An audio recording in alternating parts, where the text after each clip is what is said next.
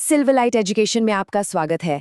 इस लेक्चर में हम BZYCT13 कोर्स के ब्लॉक 3 यूनिट 13 के बारे में बात करेंगे। तो देखिए, जीवन की शुरुआत होती है बस एक सेल से, एक अकेली कोशिका। पर सवाल ये है कि उस एक सेल को ये कैसे पता चलता है कि उसे खरबों सेल्स वाला इतना कॉम्प्लेक्स शरीर बनाना है। ये कह सकते हैं कि बायोलॉजी की सबसे बड़ी पहेलियों में से एक है। और आज हम इसी पहेली के 2 हिस्सों वाले शानदार जवाब को समझने की कोशिश करेंगे। यही वो सबसे बुनियादी सवाल है जो डेवलपमेंटल बायोलॉजी में पूछा जाता है। एक फर्टिलाइज्ड अंडा, जिसे हम जाइगोट कहते हैं, वो कैसे एक पूरे मल्टीसेल्युलर जीव को बना देता है? इसका जवाब छिपा है एक शानदार 2 भाग वाली प्रक्रिया में।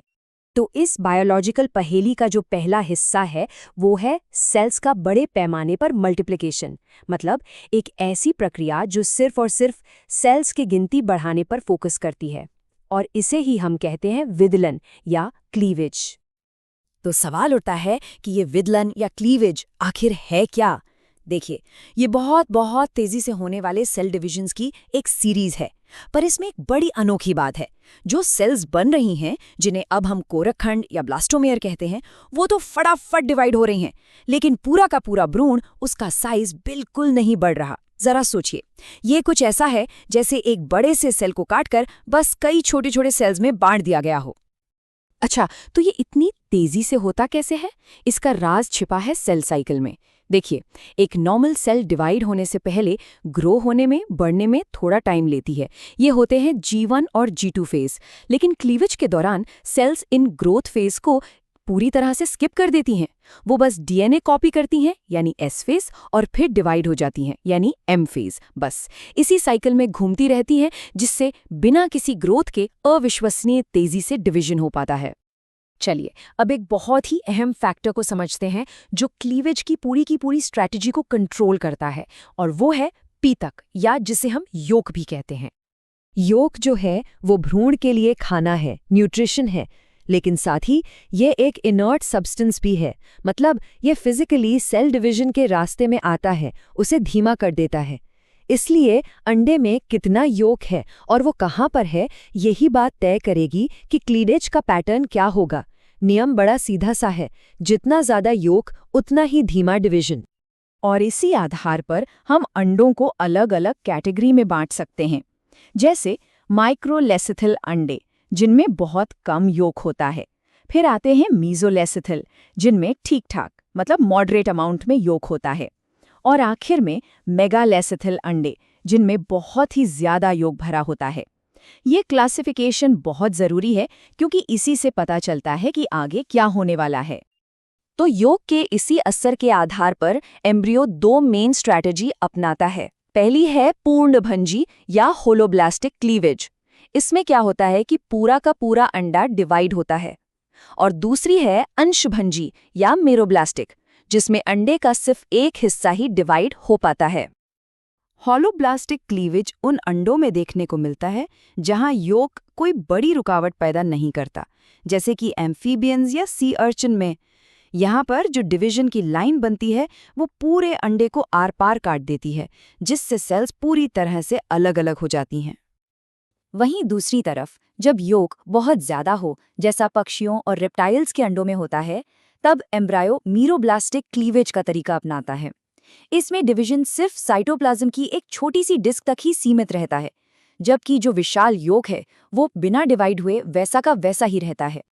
और देखिए, ये टेबल इस पूरी बात को कितने शानदार तरीके से समझाती है। ये हमें योक के टाइप, क्लीवेज के पैटर्न और उन जानवरों के बीच का सीधा कनेक्शन दिखाती है जिनमें ये होता है। ये एक बेहतरीन समरी है कि कैसे न्यूट्रिशन का भंडार डेवलपमेंट की पहली स्ट्रैटेजी को तय करता है। तो ठीक है, क्लीवेज ने हमें ईंटें दे दी, यानी सेल्स, लेकिन सिर्फ ईंटों से तो घर नहीं बनता है ना। उन ईंटों को सही जगह पर जमाना भी पड़ता है। डेवलपमेंट का अगला फेज बिल्कुल यही काम करता है। तो चलिए अब चलते हैं गैस्ट्रुला भवन की तरफ, जिसे हम कोशिकाओं का महान प्रवासन भी कह सकते हैं। गैस्ट्रुलेशन वो प्रोसेस है जो इन सारी सेल्स को अलग अलग लेयर्स में अरेंज करके बॉडी का एक बेसिक प्लान तैयार करती है। ये ब्लास्टुला नाम की सेल्स की एक खोखली गेंद को एक स्ट्रक्चर्ड मल्टी लेयर्ड एम्ब्रियो में बदल देती है। यहाँ जो सबसे ज़रूरी बात है वो ये है कि ये एक अविश्वसनीय रूप से डायनामिक और ऑर्गेनाइज्ड फेज है। जैसा कि सोर्स मटेरियल में भी कहा गया है, इसमें ब्लास्टुला कोशिकाओं का बड़े पैमाने पर संचलन शामिल है। ये कोई अफरा तफरी नहीं है, बल्कि एक बहुत ही सटीक तरीके से कोरियोग्राफ किया गया डांस है। और इस डांस में दो तरह के मेन मूवमेंट्स होते हैं। एक है एपिबोली, जिसमें बाहर की सेल्स फैलकर पूरे एम्ब्रियो को कवर कर लेती हैं, और दूसरा है एम्बोली, जिसमें वो सेल्स जो शरीर के अंदरूनी हिस्से बनाएंगी वो सतह से अंदर की तरफ मूव कर जाती हैं। अब ये जो एम्बोली है या अंदर जाने की प्रक्रिया, ये कई तरीकों से हो सकती है। सेल्स एक पूरी शीट के रूप में अंदर मुड़ सकती हैं, जिसे इन्वेजिनेशन कहते हैं, या फिर वे एक फैलती हुई परत के रूप में अंदर की तरफ रोल कर सकती हैं, जिसे इन्वोल्यूशन कहते हैं, या फिर एक एक करके अकेले अकेले भी अंदर जा सकती हैं, जिसे इनग्रेशन कहते हैं। इन मूवमेंट्स को अगर विजुअलाइज करना हो तो इन्वेजिनेशन के बारे में ऐसे सोचिए जैसे किसी पिचके हुए गुब्बारे में उंगली से गड्ढा बना रहे हों, और इन्वोल्यूशन कुछ एक कन्वेयर बेल्ट जैसा है, जहां एक लेयर दूसरी लेयर के नीचे से रोल करती हुई जा रही है। यही वो फिजिकल एक्शंस हैं जो शरीर को आकार देते हैं। तो इस सारी मूवमेंट का, इस सारे प्रवासन का नतीजा क्या निकलता है? नतीजा है पूरे जीव के लिए एक फंडामेंटल ब्लूप्रिंट का तैयार होना। ये ब्लूप्रिंट 3 प्राइमरी जर्म लेयर्स से बना होता है। सबसे बाहरी लेयर एक्टोडर्म हमारी स्किन और नर्वस सिस्टम बनाएगी। बीच वाली लेयर मीजोडर्म मसल्स और हड्डियां बनाती है, और सबसे अंदरूनी लेयर एंडोडर्म हमारे डाइजेस्टिव सिस्टम की लाइनिंग बनाती है। तो यहाँ पे मैजिक नंबर है 3।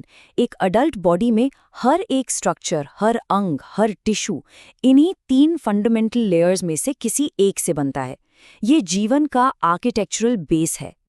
तो अगर हमें इन दोनों प्रक्रियाओं को निचोड़ के एक लाइन में समझना हो तो वो ये है, क्लीवेज का काम है क्वांटिटी देना, यानी ज़रूरी संख्या में सेल्स बनाना, और गैस्ट्रोलेशन का काम है ऑर्गेनाइजेशन देना, यानी उन सेल्स को एक सही स्ट्रक्चर में जमाना। और एक शरीर बनाने के लिए इन दोनों की ही ज़रूरत है। और यहीं पर आकर एक बहुत दिलचस्प सवाल खड़ा होता है। चलिए, ब्लूप्रिंट तो तैयार हो गया, लेयर्स अपनी अपनी जगह पर हैं, पर इसके आगे क्या? अब कौन सी प्रक्रिया है जो इन सामान्य सी दिखने वाली लेयर्स को ये निर्देश देगी कि तुम्हें एक दिल बनाना है या तुम्हें एक दिमाग बनाना है? ये डेवलपमेंट की कहानी का अगला और शायद सबसे जादुई अध्याय है। हम आपसे अगले लेक्चर में मिलेंगे।